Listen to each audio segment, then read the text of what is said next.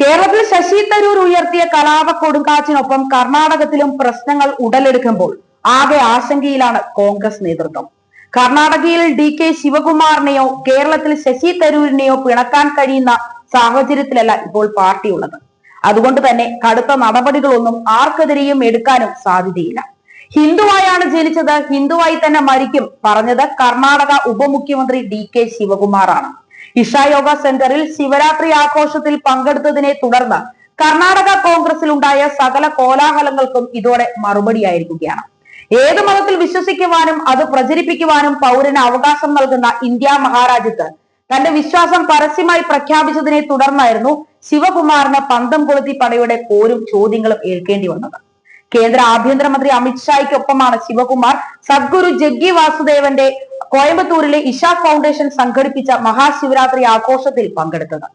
Karnataka PCC അധ്യക്ഷൻ കൂടിയായ ശിവകുമാർ സദ്ഗുരുവിന്റെ ക്ഷണം സ്വീകരിച്ച് പരിപാടിയിൽ പങ്കെടുത്തത് തെറ്റായി പോയെന്നാണ് കോൺഗ്രസിനകത്തെ ഒളിഞ്ഞും തെളിഞ്ഞുമുള്ള കുറ്റപ്പെടുത്തലുകൾ.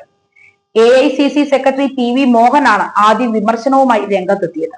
രാഹുൽ ഗാന്ധിയെ വിമർശിച്ച ഒരാളുടെ ക്ഷണം സംസ്ഥാന അധ്യക്ഷൻ സ്വീകരിക്കുന്നത് തെറ്റായ സന്ദേശം നൽകുമെന്നായിരുന്നു മോഹനന്റെ വിമർശനം. ഒരു മതേതര പാർട്ടിയുടെ പ്രസിഡന്റും മതേതര സർക്കാരിന്റെ ഉപമുഖ്യമന്ത്രിയുമായ ശിവകുമാർ രാഹുൽ ഗാന്ധിയെ പരിഹസിക്കുന്നവരോട് പരസ്യമായി നന്ദിയും സ്നേഹവും പ്രകടിപ്പിക്കുന്നത് ശരിയാണോ എന്നും ചോദ്യമുയർന്നു. ജഗ്ഗിയുടെ വീക്ഷണങ്ങൾ RSS ആഖ്യാനങ്ങളുമായി പൊരുത്തപ്പെടുന്നു എന്നതായിരുന്നു പ്രധാന ആരോപണം.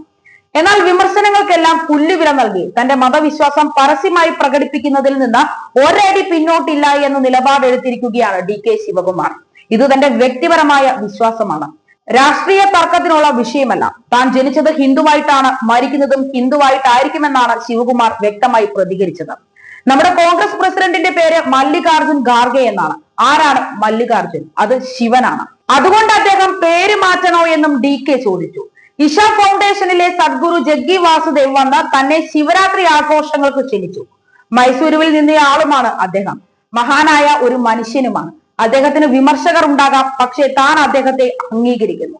മഹാശിവരാത്രി പരിപാടിയിൽ പങ്കെടുത്തത് മാത്രമല്ല, മകൾക്കൊപ്പം കുംഭമേളയിൽ പങ്കെടുത്ത് ത്രിവേണി സ്നാനം നടത്തിയതിനെ കുറിച്ചും ശിവകുമാർ പറയുകയുണ്ടായി. മഹാകുംഭമേള ഇത്ര നല്ല രീതിയിൽ ഒരുക്കിയ യോഗി സർക്കാരിനെയും അദ്ദേഹം അഭിനന്ദിച്ചു. ഇത്രയും വലിയൊരു പരിപാടി സംഘടിപ്പിക്കുക എളുപ്പമല്ല. ചെറിയ അസൗകര്യങ്ങൾ ഉണ്ടായിട്ടുണ്ടാകാം, പക്ഷേ മൊത്തത്തിൽ ക്രമീകരണങ്ങൾ പ്രശംസനീയമായിരുന്നുവെന്നാണ് DK പറഞ്ഞത്. കുംഭമേളയിൽ പങ്കെടുക്കാനുള്ള തന്റെ തീരുമാനം തികച്ചും വ്യക്തിപരമാണെന്നും ചോദ്യം ചെയ്യാൻ ആർക്കും അവകാശമില്ലെന്നും DK പറയുന്നു. കുംഭമേളയ്ക്കെതിരെ സംസാരിച്ച മല്ലികാർജുൻ ഖാർഗെയ്ക്കും നിരീശ്വരവാദിയായ മുഖ്യമന്ത്രി സിദ്ധരാമയ്യയ്ക്കും കടുത്ത പ്രഹരമായി മാറിയിരിക്കുകയാണ് DKയുടെ വാക്കുകൾ. കർണാടക കോൺഗ്രസിലെ കരുത്തനായ നേതാവിൽ നിന്നുണ്ടായ ഈ പരാമർശങ്ങൾ പാർട്ടിയെ അക്ഷരാർത്ഥത്തിൽ ഞെട്ടിച്ചിരിക്കുകയാണ്. BJPക്കെതിരെ നിരന്തരം വിമർശനം ഉന്നയിച്ചിരുന്ന നേതാവിന് ഇതെന്ത് പറ്റിയെന്നും അദ്ദേഹം BJPയോട് അടുക്കുകയാണോ എന്നും സോഷ്യൽ മീഡിയയിൽ ചർച്ചയും നടക്കുകയാണ്.